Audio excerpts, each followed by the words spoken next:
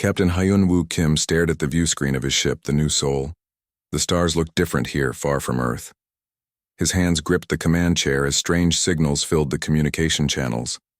After 3 months of deep space exploration, they had finally found what Earth's leaders both hoped for and feared: alien life.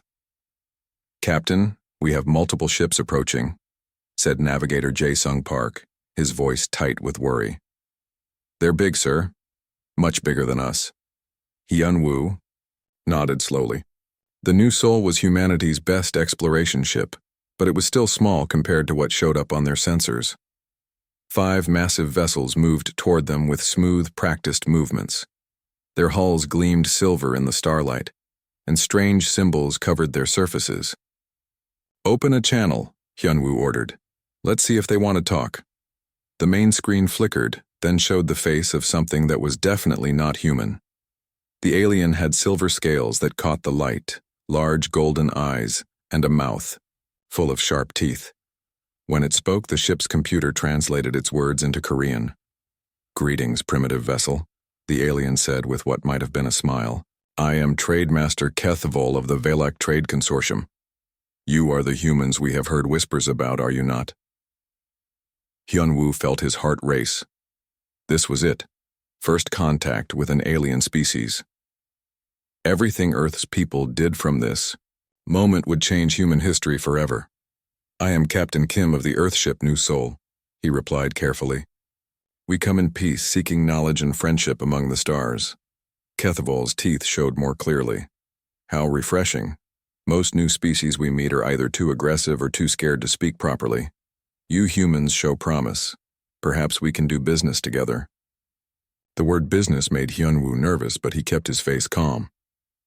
"What kind of business do you have in mind? Your species has recently discovered faster-than-light travel, yes? This means you are no longer trapped on your single world. But the galaxy is dangerous, Captain Kim. There are empires out here that would see your people as nothing more than slaves or food." A chill ran down Hyun-woo's spine.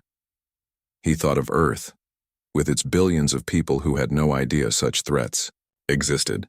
"We Valak are traders, not warriors," Kethvol continued, "but we have connections throughout the galaxy. We know which species can be trusted and which cannot. More importantly, we have the tools your people need to protect themselves." "What kind of tools?" Hyun-woo asked. "Warships, Captain. Real military vessels, not exploration toys like the one you pilot.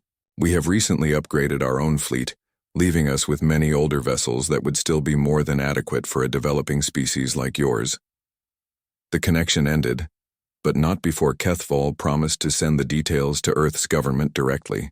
Hyun-woo immediately ordered his communications officer to send everything back to Earth at maximum speed. 3 weeks later, President Tae-min Lee sat in the emergency session of the United Earth Government. The room buzzed with nervous energy as representatives from every nation argued about humanity's response to the alien offer. "We have no choice," said Admiral So-jin Park, the newly appointed head of Earth's defense fleet. "These Valak have shown us sensor readings of other alien empires. Some of them have hundreds of warships. We have exactly 0.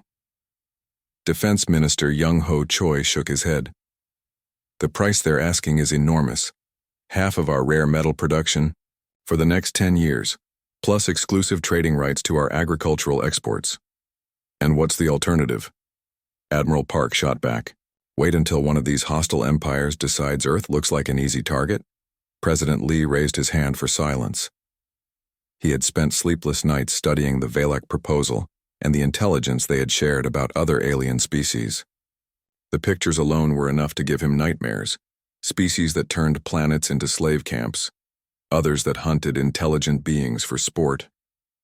"The Valak claim their older ships are still more advanced than anything we could build in the next 50 years, the president said. "They're offering us 50 vessels, cruisers and destroyers that could protect our colonies and trade routes." "Sir," said Science Advisor Miran Song, "our engineers have reviewed the technical specifications they provided. The energy weapons alone are beyond our current understanding. These ships could give us the protection we need while we develop our own technology." The vote was close, but fear won over caution. Earth would accept the Valak trade offer. 6 months later, Chief Engineer Jiho Choi stood in the massive space dock orbiting Earth, staring at humanity's new fleet. The 50 alien ships floated in their berths like sleeping giants, their silver hulls reflecting the light of Earth's sun. But Jiho's excitement quickly turned to anger as he examined the vessels more closely. The hulls showed signs of corrosion that the aliens had tried to hide with quick paint jobs. Energy conduits sparked randomly, and several weapon systems showed clear signs of damage that had been hastily repaired. "These aren't decommissioned ships," he told Admiral Park when she arrived for the inspection. "They're barely functional wrecks." Admiral Park climbed aboard the lead cruiser with Jiho. The interior was even worse than the outside. Control panels flickered randomly. The artificial gravity system made strange humming noises, and rust showed through gaps in the wall panels. "How bad is it?" she asked. Jiho pulled out his scanner and ran it over a wall panel. "This armor plating is so corroded it might break apart under normal acceleration stress. The power core is running at maybe 60% efficiency, and I'm pretty sure the main computer system crashes every few hours. Can we fix them?" "Maybe, but it would cost almost as much as building new ships from scratch. And that's assuming we can figure out how their technology works in the first place." Admiral Park felt sick. Earth had traded away enormous resources for a fleet of space junk, but when she tried to contact Trade Master Kethval, his response was dismissive. "All sales are final, Admiral," the alien said over the communication link. "These vessels served the Valak fleet admirably for many years. If primitive human technology cannot maintain them properly, that is hardly our concern." "You sold us broken ships," Admiral Park shouted. "We sold you exactly what your species deserves," Kethval replied coldly. "Be grateful we were willing to deal with you at all. Most civilized species would not waste their time on such a backwards race." The communication ended, leaving Admiral Park staring at the blank screen. Around her, the alien ships continued their random sparking and humming, monuments to humanity's desperation and naivety. But Jiho was already walking around the ship with his engineering team, taking detailed scans of every system. "Admiral," he said quietly, "maybe we can't fix their technology, but we might be able to replace it." "With what?" "Human technology. These hulls are big enough to hold our own systems. Strip out all the alien junk and rebuild them from the inside out." Admiral Park looked around at the failing alien systems. It seemed impossible, but what choice did they have?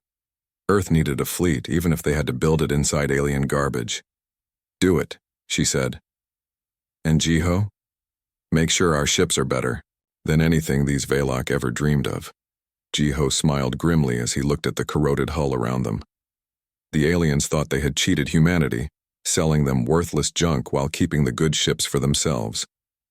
They had no idea what human engineers could do when they got angry. The Valak had just made the biggest mistake in their long history of trading with primitive species. They had given humanity exactly what it needed, not functional ships, but the framework to build something far better than anything the galaxy had ever seen. 3 years had passed since the Valak trade deal, and humanity's new fleet had proven to be exactly what Chief Engineer Jiho Choi had feared: expensive space junk. The alien ships broke down constantly, their weapons failed at critical moments, and their armor cracked under the stress of normal flight operations. The consequences were written in blood across human space. The mining colony on Kepler 442b had been completely destroyed by Thorian raiders. New Busan Station had been boarded and stripped of everything valuable. Even the heavily defended research outpost on Proxima Centauri had fallen to a small group of pirates who knew that human warships were no real threat. Dr. Yoonji Han wiped sweat from her forehead as she worked late in her laboratory on Earth.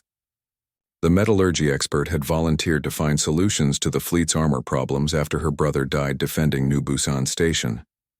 The alien hull plating had failed catastrophically, leaving the human defenders helpless against enemy fire. "Computer, run analysis on sample batch 47, she said, examining a piece of metal under her microscope. The results made her sit up straight. For months she had been trying to understand why the alien armor was so weak. The Valak had used exotic alloys that looked impressive but had critical flaws. The metals became brittle in the cold of space and lost strength when heated by energy weapons. But the human steel she had been testing showed completely different properties. When she treated it with techniques developed for Earth's harsh mining operations, it became incredibly tough. The alien armor might look more advanced, but human materials were actually superior in every way that mattered. Dr. Han to Admiral Park, she said, opening a communication channel. I need to show you something important. Admiral Sojin Park arrived at the laboratory within an hour, bringing several other officers with her. The war against the pirates was going badly, and she needed any advantage she could find. What do you have for us, Doctor? The Admiral asked. Yunji led them to her testing chamber, where 2 pieces of armor plating hung from metal frames. One was the exotic alien material, the other was treated human steel. Watch this, she said, activating a high-energy laser similar to the weapons used by raiders. The beam struck the alien armor and burned through it in seconds, leaving a smoking hole. When the same laser hit the human steel, it barely left a mark. That's impossible, said Captain Hyunwoo Kim, who had been promoted after his successful first contact mission. The aliens said their materials were far beyond anything we could make. They lied, Yunji said simply. Or maybe they believed it themselves. Either way, our steel is better. Much better. Admiral Park stared at the undamaged human armor. How much better? About 5 times stronger against energy weapons, 10 times more resistant to physical impacts, and it's cheaper to make than the alien stuff. Across the research complex, weapons engineer Dong Hyun Yoon was having his own breakthrough. The alien energy weapons were elegant and powerful, but they required exotic particles that could only be made in expensive facilities. When those facilities broke down, the weapons became useless. But Dong Hyun had grown up around Earth's magnetic rail systems used in mining operations. He understood how magnetic fields could accelerate metal projectiles to incredible speeds. If he could scale up the technology and make it work in space, human ships could have weapons that were both powerful and reliable. His prototype railgun had just completed its first successful test. The tungsten projectile had smashed through 3 layers of alien armor plating like they were made of paper. Better yet, the weapon used only electrical power and simple metal slugs, resources that human ships could carry and replace easily. Admiral Park to all senior staff, came the announcement over the laboratory speakers. Emergency meeting in conference room A. When the officers gathered, Admiral Park looked tired but determined. The situation is getting worse. Yesterday, we lost contact with the research station at Wolf 359. Intelligence suggests it was hit by the same Corvin raiders who destroyed Kepler Colony. Captain Hyunwoo spoke up. Admiral, with respect, sending our current fleet against the Corvins would be suicide. Their ships cut through our armor like it doesn't exist. Which is why we're going to do something different, Admiral Park replied. She activated the room's holographic projector, showing the outline of one of the alien cruisers. Dr. Han and Engineer Yoon have shown us that human technology is actually superior to what the Valak sold us. We're going to prove it. Lieutenant Commander Haiwan Jiang, one of Earth's most experienced ship designers, stepped forward. You want us to rebuild one of the alien ships using human technology? Exactly. We'll strip out every alien system and replace it with human equipment. New armor, new weapons, new engines, everything. If it works, we'll have a ship that can actually protect our people. The project was codenamed Phoenix Rising, and it consumed the efforts of Earth's best engineers for the next 18 months. They chose the cruiser Redemption as their test ship, completely gutting its interior and replacing the alien systems piece by piece. Dr. Yoonji Han supervised the installation of the new armor plating. The human steel plates were thicker than the original alien armor, but actually weighed less due to superior engineering. Each plate was shaped to deflect energy weapons and designed to distribute impact across the entire hull structure. Dong Hyun. Yoon installed a battery of 6 railgun turrets along the ship's spine. Each weapon could fire tungsten slugs at a significant fraction of light speed, delivering kinetic energy that would devastate any target. The weapons drew power from a new fusion reactor that was both more efficient and more reliable than the failing alien power core. Lieutenant Commander Haiwan Jiang redesigned the ship's interior layout to maximize efficiency and survivability. Human crew quarters were smaller but better protected. The bridge was moved to the center of the ship and surrounded by multiple layers of armor. Emergency systems were distributed throughout the vessel so that battle damage couldn't disable critical functions. The most challenging part was the propulsion system. The alien faster-than-light drive was based on principles that human scientists still didn't fully understand. But Engineer Corps Commander Seok Jin found a solution. They could keep the alien FTL drive but replace the sublight engines with improved human designs that were more fuel-efficient and powerful. While the Phoenix project continued, the situation in human space grew desperate.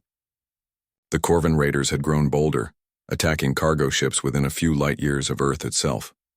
Other alien species began to see humanity as easy prey, and reports of planned invasions reached Earth intelligence services. Trademaster Kethval of the Valak monitored human communications through hidden surveillance devices installed in the original ships. He found the human efforts amusing and reported to the Galactic Council that the primitive humans were making crude modifications to their vessels. They are trying to install their primitive kinetic weapons, he told the assembled alien representatives. Such weapons are centuries out of date.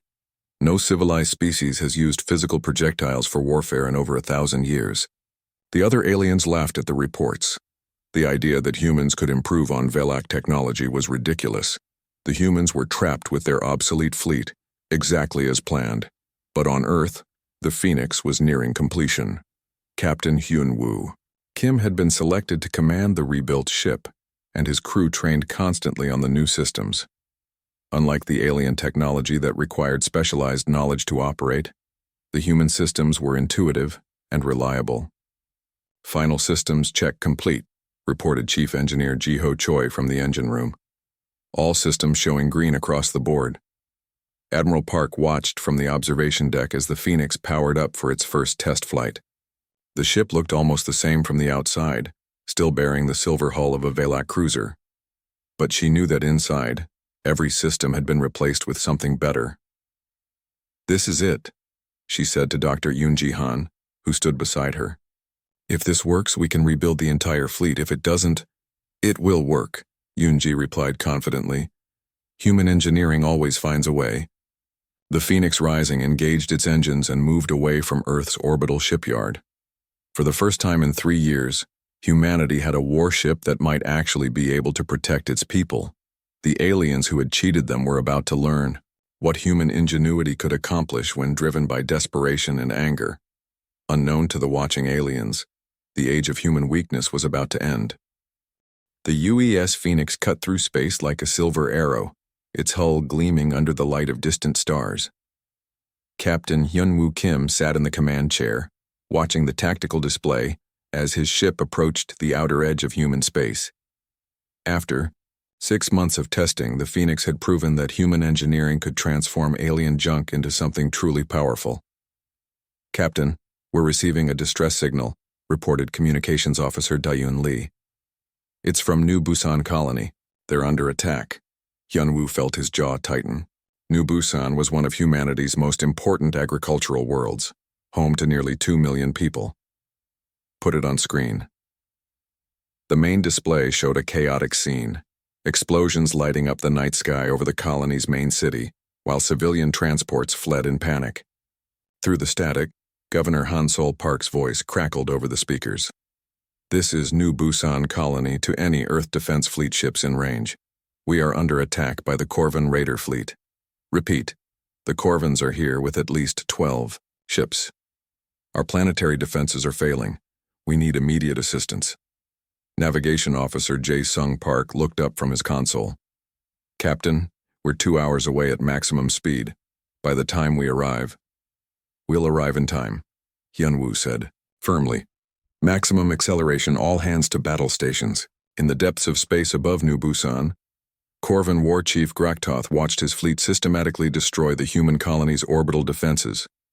The humans had built impressive-looking space stations, but their weapons were weak, and their shields failed quickly under Corvan fire. "This is almost too easy," Graktoth growled to his second-in-command. "The humans build pretty cities but cannot defend them. After we finish with this world, We should hit their homeworld next. The Corvin raiders were reptilian aliens with thick scales and powerful claws. Their ships were built for war, angular and aggressive, bristling with weapons and covered in battle scars. They had terrorized this region of space for decades, growing rich by preying on weaker species. "War Chief," reported the sensor operator, "I'm detecting a single human ship approaching. It appears to be one of those Valak castoffs they bought." Graktoth's laugh sounded like grinding stone. "One ship? Send 3 destroyers to deal with it. We have important work to do here." Aboard the Phoenix, Captain Hyun-woo studied the tactical display as 3 Corvin destroyers broke away from the main fleet to intercept them. Each enemy ship was larger than the Phoenix and heavily armed. Under normal circumstances, this would be a hopeless fight, but the Phoenix was no longer a normal ship. "Enemy vessels are approaching fast," reported Tactical Officer Mi Young-cho. "They're spreading out to surround us." "Let them come," Hyun-woo replied calmly. "Charge all railgun batteries and prepare to demonstrate what human engineering can do." The lead Corvin destroyer opened fire first, sending streams of plasma bolts toward the Phoenix. The alien weapons were powerful enough to melt through the armor of any ship in the sector, or at least any ship using standard alien technology. But the Phoenix's hull was no longer standard. Dr. Yoon-ji Han's revolutionary armor plating deflected the plasma streams like water off a duck's back. The energy weapons that could destroy other ships barely scratched the human steel. "No damage reported," called Damage Control Chief Sang-ho Kim. "Hull integrity at 100%. The Corvin crews stared in shock as their weapons failed to penetrate the human ship's armor. Before they could adjust their tactics, the Phoenix returned fire. Dong Hyun-yoon's railgun turrets spoke with thunder that could be felt throughout the ship. Tungsten slugs, accelerated to tremendous speed by magnetic fields, smashed into the lead destroyer's hull with the force of meteors. The alien armor, designed to deflect energy weapons, had no defense against pure kinetic impact. The first destroyer simply came apart under the railgun barrage, its hull splitting open like an overripe fruit. The second ship tried to maneuver away, but the Phoenix's targeting systems locked onto it with deadly precision. Another volley of railgun fire reduced it to expanding debris. The third destroyer turned and fled, its captain broadcasting warnings about the human ship's impossible weapons. But Captain Mi Young-cho's tactical skills had anticipated this move. The Phoenix was already positioned to cut off the enemy's escape route. "Target their engines," Hyun-woo ordered. "I want prisoners who can tell us about Corvin fleet movements." The final destroyer was crippled by precise railgun strikes that destroyed its propulsion systems without breaching the crew compartments. Boarding parties would secure the ship later, but for now the Phoenix had more important work to do. War Chief Graktoth watched in disbelief as 3 of his best destroyers were eliminated by a single human ship. The reports from the surviving crew made no sense. Weapons that fired solid projectiles with impossible accuracy, armor that deflected plasma fire without damage. "Impossible," he snarled. "Humans don't have that kind of technology. Their ships are Valak junk, barely functional." But his sensor readings confirmed the impossible. The human ship was approaching his main fleet, apparently undamaged and ready for more combat. Graktoth had 12 ships remaining, including his powerful heavy cruiser. Surely that would be enough to deal with one human vessel. He was wrong.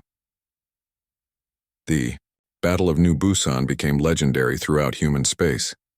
The Phoenix moved through the Corvin fleet like a force of nature, its railguns speaking death to any ship that dared challenge it. The aliens' energy weapons could not penetrate the revolutionary human armor, while their own hulls crumpled under kinetic bombardment. Captain Hyun-woo used every lesson learned from Earth's naval history, applying centuries of human tactical knowledge to 3-dimensional space combat. The Phoenix struck from unexpected angles, used the gravity of New Busan's moons to accelerate surprise attacks, and coordinated with the planet's surviving defenses to trap enemy ships in deadly crossfires. One by one, the Corvin ships fell. War Chief Graktoth's heavy cruiser lasted longest, its thick armor absorbing multiple railgun hits before finally succumbing to concentrated fire from all 6 of the Phoenix's turrets. The alien war chief died cursing the humans who had turned his easy victory into devastating defeat. When the battle ended, 12 Corvin ships drifted as lifeless hulks around New Busan. The Phoenix had suffered minor damage to its outer hull, plating, scratches that could be repaired in a few hours. Not a single human crew member had been seriously injured.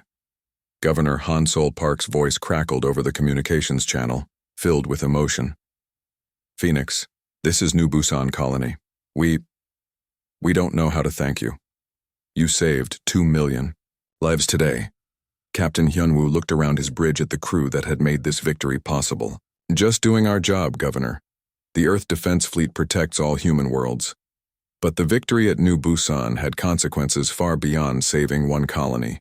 News of the battle spread quickly through the galactic communication networks that connected civilized worlds. A single human ship had destroyed an entire Corvan raider fleet, something that major alien navies had failed to accomplish despite superior numbers and technology. Trademaster Kethval received the battle reports in his private chambers aboard the Velak flagship. He read the accounts 3 times, unable to believe what they described. The humans were supposed to be contained with obsolete technology, grateful for whatever scraps the Velak chose to give them. Computer, analyze the tactical data from the New Busan engagement, he ordered. The analysis was disturbing. The human ship had demonstrated weapons technology that didn't match any known galactic civilization. Its armor had shrugged off plasma fire that should have melted it instantly. Most troubling of all, the ship's performance suggested major modifications to the basic Velak hull design. Kethval activated his private communication system and sent an encrypted message to Velak High Command. The humans were becoming more dangerous than anticipated. Perhaps it was time to remind them of their proper place in the galactic order. But on Earth, Admiral Sojin Park had very different plans. The Phoenix's victory had proven that human technology could compete with anything the galaxy had to offer. More importantly, it had shown that the alien ships could be completely rebuilt using human systems. Begin Project Redemption immediately, she ordered the assembled fleet commanders. I want every ship in our fleet converted to Phoenix specifications. We have the blueprints, we have the materials, and now we have proof that it works. Engineer Corps Commander Seok Jin stepped forward. Admiral, converting 50 ships will require enormous resources. We'll need to expand our industrial capacity significantly. Then expand it, Admiral Park replied. The Corvans won't be the only ones who hear about what happened at New Busan.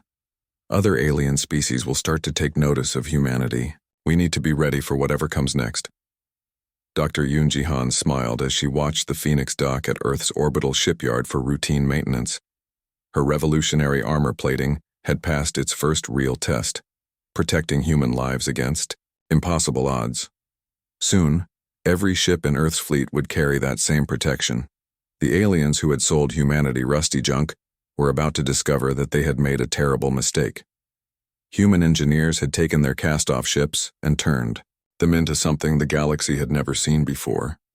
2 years after the Battle of New Busan, the transformation of humanity's fleet was complete.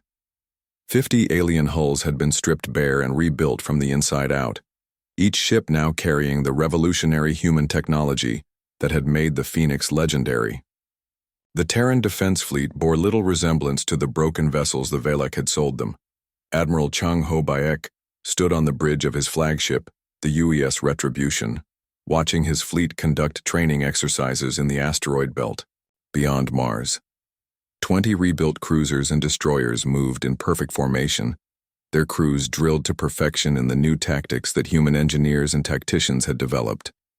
Admiral, we're receiving priority communication from Earth Command, reported his communications officer. It's marked urgent. The transmission was from Fleet Admiral Yoon Seo Kim, Captain Hyunwoo's sister and the newly appointed head of all human naval operations. Her face appeared on the main screen, expression grim. Chang Ho, we have a situation developing at Kepler Station. Long-range sensors have detected a large alien fleet moving toward our territory. Intelligence suggests it's the Zephyrian Empire. Admiral Bayek felt his stomach tighten.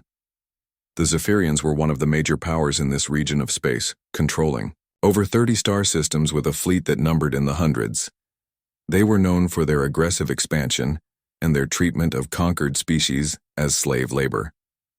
How large a fleet are we talking about? He asked. 47 ships, including at least 6 heavy battle cruisers.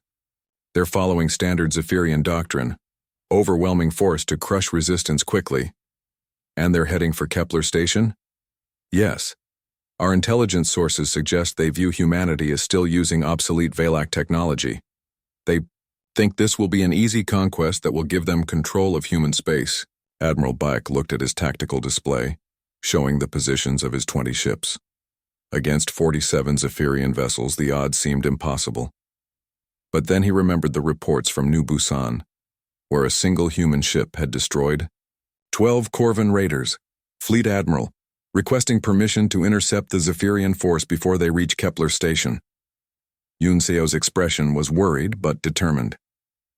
Permission granted, but Chang Ho, if this goes badly, retreat immediately. We can't afford to lose our entire fleet. Understood, ma'am. We'll show these Zephyrians what human engineering can do. The Zephyrian war fleet moved through space with the confidence of a species that had conquered dozens of worlds. Admiral Tekvar, their fleet commander, was a tall, thin alien with pale blue skin and multiple arms. He had personally overseen the subjugation of 6 different species and expected the humans to surrender quickly once they saw the size of his force. Admiral, reported his intelligence officer, our scouts confirmed that the humans have 20 ships positioned near their mining station. They appear to be converted Valak vessels, probably barely functional. Tekvar's laugh was cold and calculating. 20 obsolete ships against our entire battle fleet? This will be over before it begins. Signal all ships. We advance to battle formation.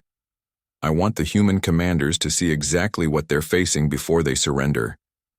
But the Zephyrians had made the same mistake as the Corvans before them.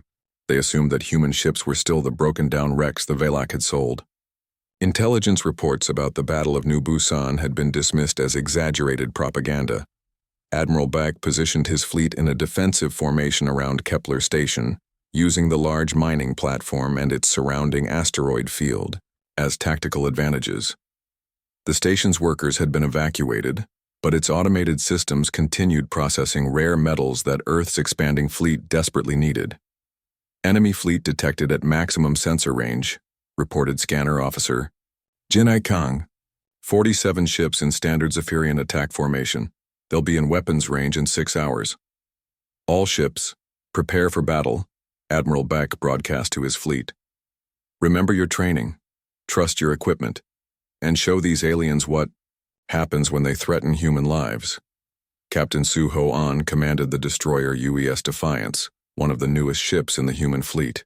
His vessel had been completely rebuilt using the latest improvements to Dr. Yun Jihan's armor technology and engineer Dong Hyun Yoon's railgun systems.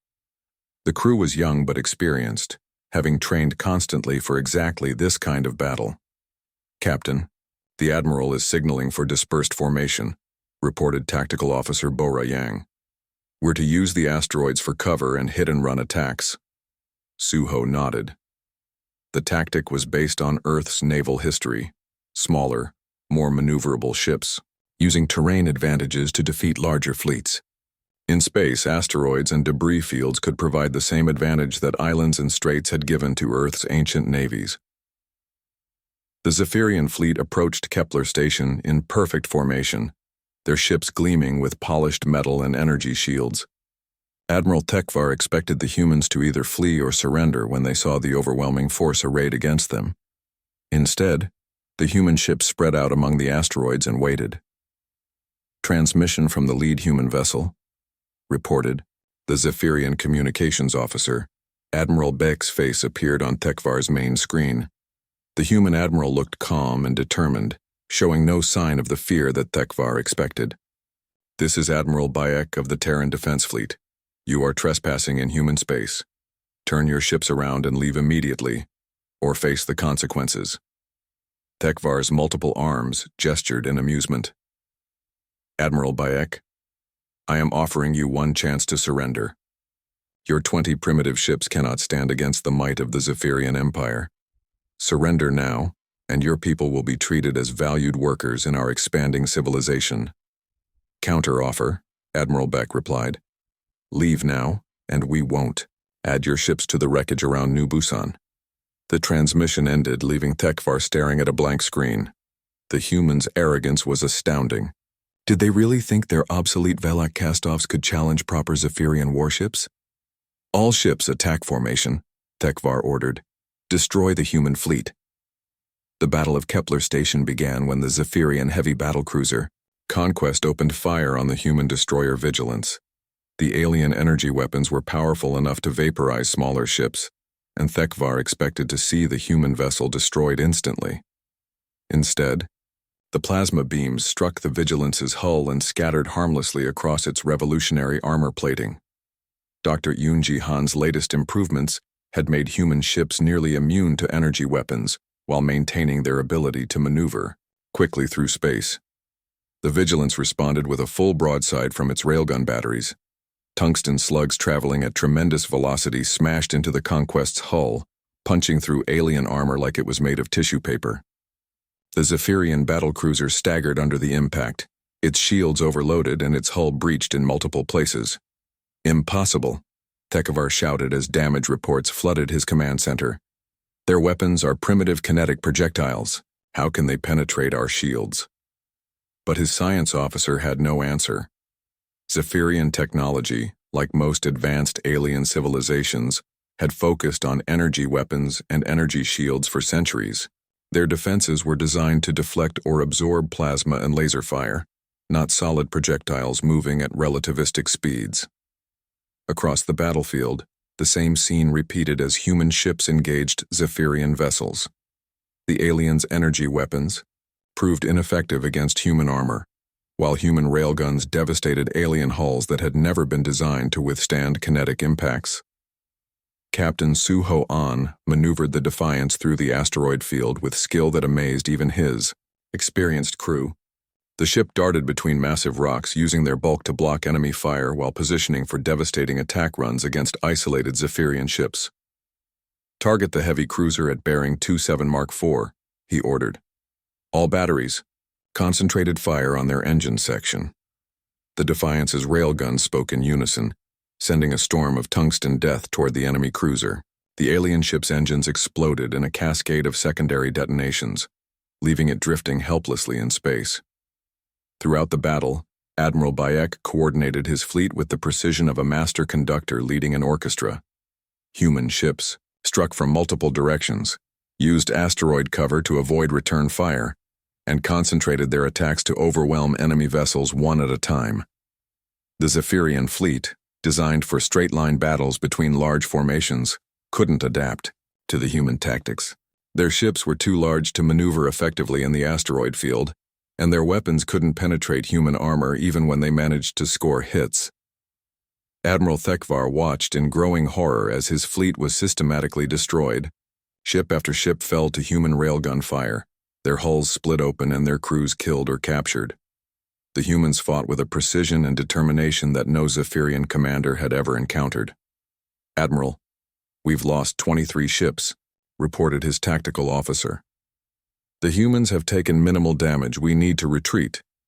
But retreat was impossible. The human ships had positioned themselves to cut off escape routes, using their superior maneuverability to trap the surviving Zephyrian vessels in the asteroid field. One by one, the alien ships were hunted down and destroyed. The confrontation that would reshape the galaxy began with a simple message, transmitted across all frequencies from the Velak flagship. Trademaster Kethval's image appeared on communication screens throughout human space, his golden eyes burning with barely controlled anger. "Humans of Earth," he announced, "you have violated the terms of our trade agreement by making unauthorized modifications to Velak property. We demand the immediate return of all vessels sold to your species, along with compensation for damages to Velak reputation." Admiral Yoon Seo Kim received the message in her office aboard Earth's orbital command station. She read it twice, then began to laugh. The sound was not pleasant. "Computer, open a channel to all human fleet commanders," she ordered. "Priority Alpha." Within minutes, the faces of humanity's top naval officers appeared on her screen. Captain Hyunwoo Kim commanded the Phoenix, now flagship of the Third Fleet. Admiral Chang Ho Baek led the victorious ships that had destroyed the Zephyrian armada. Captain Suho An had been promoted to Commodore after his heroic actions at Kepler Station. "Ladies and gentlemen," Admiral Kim said, "the Velak have just demanded we return their property and pay them damages. I think it's time we showed them what we've done with their garbage." The human response was swift and devastating. Every major news network in the galaxy received detailed technical specifications of the original Velak ships, alongside documentation of their failures and the human improvements that had replaced them. The data proved conclusively that the Velak had sold humanity defective equipment while claiming it was advanced technology. But the Velak Trade Consortium was not content to suffer public humiliation quietly.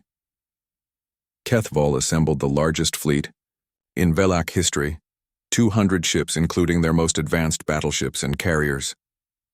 The fleet gathered at the edge of human space, its intention clear: reclaim the stolen vessels by force. "Let them come," said President Narration during an emergency session of the United Earth government. "It's time the galaxy learned what happens when you try to cheat humanity." The human response surprised everyone, including Earth's own military leaders.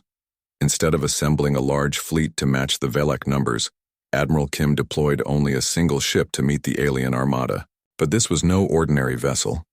The UES Indomitable was humanity's first purpose-built battleship, designed from the ground up using 5 years of hard-won experience.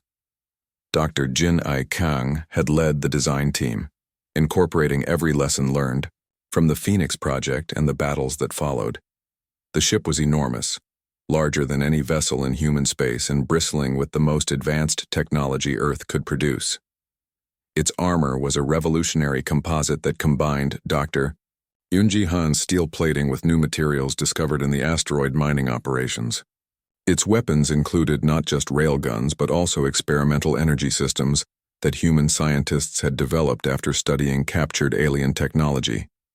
Captain Suho An stood on the Indomitable's bridge, watching the tactical display as 200 Velak ships approached. His crew was the best humanity could provide: veterans of New Busan and Kepler Station, engineers who had rebuilt the fleet from scrap, and tacticians who had revolutionized space combat. "Captain, the Velak fleet is taking attack formation," reported Scanner Officer Minjun Park. "They're broadcasting surrender demands on all frequencies."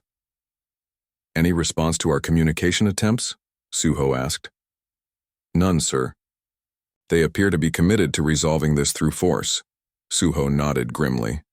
The Velak had made their choice. Now they would face the consequences.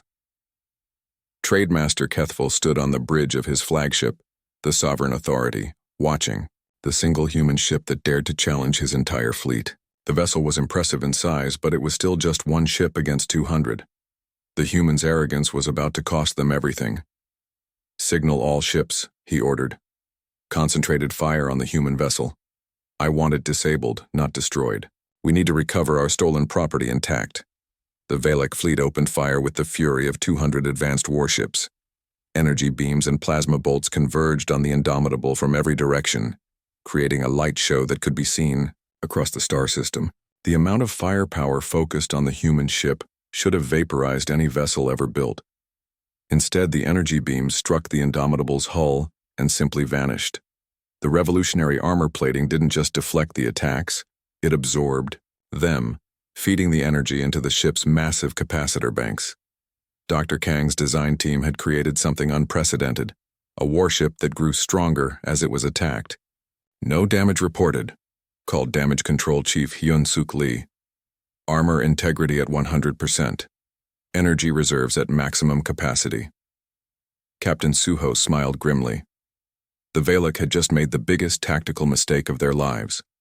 They had given the Indomitable exactly what it needed to demonstrate its true capabilities. "Tactical, prepare to return fire," he ordered. "Show them what human engineering can accomplish." The Indomitable's response was unlike anything the galaxy had ever seen. Instead of kinetic railguns, the ship deployed weapons that combined human innovation with principles learned from captured alien technology. Focused energy beams powered by the absorbed Velak fire lanced out with pinpoint accuracy. But the truly devastating part was what happened next. Commander Bo Ra Yang, now the ship's electronic warfare specialist, activated systems that no alien species had ever imagined. The Indomitable's computers, based on quantum processing techniques developed on Earth, reached out through space and began systematically infiltrating Velak ship systems. One by one, Velak vessels simply stopped working. Their weapons powered down, their engines shut off, and their life support systems switched to minimum settings. The human computers didn't destroy the alien ships. They conquered them, taking control of every system and leaving the crews helpless in space. Impossible, Keithaval whispered as his own flagship systems began failing around him. No species has this kind of technology. Computer warfare at this level is theoretical, but his protests were cut short as the sovereign authority's main computer announced in perfect Velak. This vessel is now under the control of the Terran Defense Fleet. All personnel will remain calm and await further instructions. Across the Velak fleet, the same message appeared on every ship. 200 of the most advanced vessels in Velak space floated helplessly, their crews imprisoned by their own technology. Not a single shot had been fired after the Indomitable's initial demonstration. Captain Suho opened a communication channel to the disabled Velak fleet. His image appeared on every ship's main screen, calm and professional despite the magnitude of what had just occurred. Trademaster Keithaval, he said, "You claimed we had stolen your property and demanded its return. I'm afraid we must decline. You see, when you sold us those broken ships, you forfeited any claim to them. But more importantly, you taught us a valuable lesson about galactic politics." Keithaval managed to activate his personal communicator, his golden eyes burning with rage and fear. "What lesson?" "That the galaxy respects only strength," Suho replied. "You thought you could cheat us because we were primitive and weak. You were wrong on both counts. Humans are neither primitive nor weak. We're innovative and determined. When you gave us broken ships, we made them better. When you tried to exploit us, we turned your advantage into our triumph." The transmission was broadcast across the galaxy, picked up by communication networks on hundreds of worlds. Species that had dismissed humanity as insignificant watched in awe as a single human ship completely neutralized the most powerful fleet the Velak had ever assembled. Dr. Ginny Kang monitored the demonstration from Earth's orbital command center, watching as her revolutionary designs performed flawlessly. The Indomitable was more than just a warship. It was proof that human technology had surpassed anything the galaxy's established civilizations could produce. "Admiral," she reported to Yoon Seo Kim, "all systems are performing within normal parameters. The electronic warfare suite has successfully penetrated 200 separate alien computer networks. We now have complete technical specifications for Velak military technology." Admiral Kim nodded, but her attention was focused on the broader implications. The demonstration had shown every species in the galaxy that humanity was no longer a minor power to be ignored or exploited. The balance of power had shifted permanently. In the aftermath of what became known as the Velak humiliation, the galaxy's political landscape changed overnight. Species that had planned to follow the Saphirian example and invade human space quietly canceled their military preparations. Trade delegations from dozens of worlds requested meetings with Earth's government. Most significantly, the Galactic Council formally invited humanity to join as a full member, the first species ever granted membership after demonstrating military superiority over an existing member state. President Narration stood on the bridge of the Indomitable as it returned to Earth, surrounded by the captured Velak fleet. The alien ships would be studied, their technology absorbed and improved upon by human engineers. But the real victory was not the ships themselves. It was the knowledge that humanity could stand as equals among the stars.